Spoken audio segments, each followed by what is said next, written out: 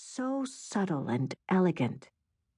Outside, American dancer Loie Fuller, pioneer of improvisation, performed her serpentine moves in her booth. Rejected by the Paris Opera, she was appearing as a curiosity at the fair, her colored drapery eerily lit and making her look, as someone remarked in passing, like a human bat. The Guy d'Achette made great claims. The fair shows the ascent of progress step by step, from the stagecoach to the express train, the messenger to the wireless and the telephone, lithography to the X-ray. From the first studies of carbon in the bowels of the earth to the advent of the airplane.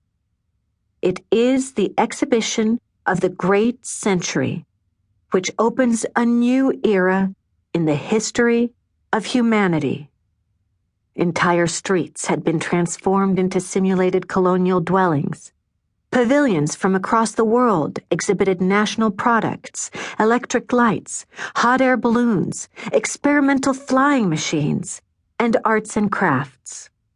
High, in an insignificant corner of the Spanish pavilion, hung Picasso's Last Moments.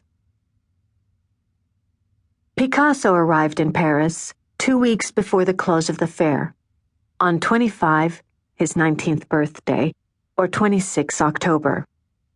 He had traveled from Barcelona with his friend Carles Casagemas, a moody fellow painter with a taste for Nietzsche and a tendency to depression and anarchy.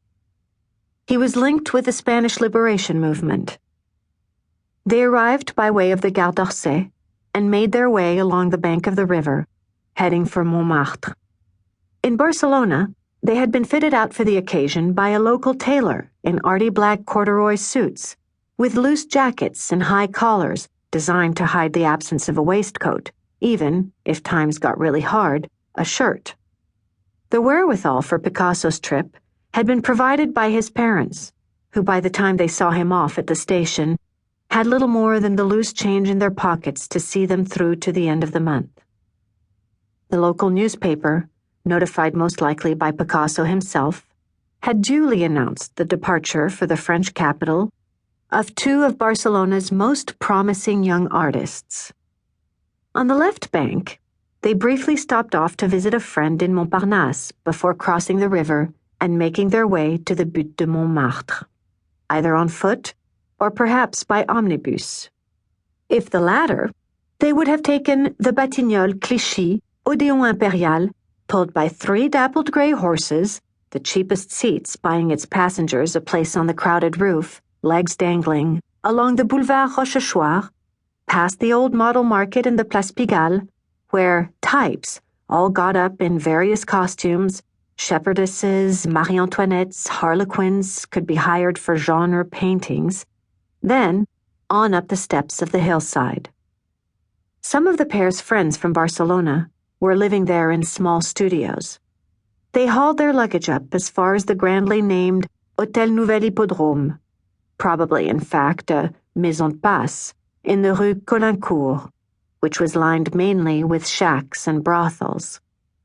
There, they left their possessions before continuing the climb up the hillside as far as the Rue Gabrielle, where, at number 49, their friend Isidre Nonel, a painter of sad-faced women, kept a studio. In Montmartre, they found themselves in a hilltop village with squat, crumbling houses, vineyards and squares bordered with chestnut trees, the outlooks plunging down into the mists of Paris, where life was lived slowly and quietly, like going back in time. On low green benches, old bohemians sat watching the world go by, while the local urchins ran about.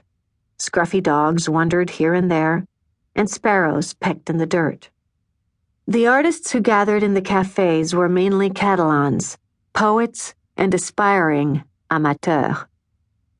When Picasso went down to the fair to see his painting, the artists who accompanied him were his traveling companion Carles Casagemas, Ramon Casas, a society portraitist who painted the political and financial elite of Barcelona, Miquel Utrillo.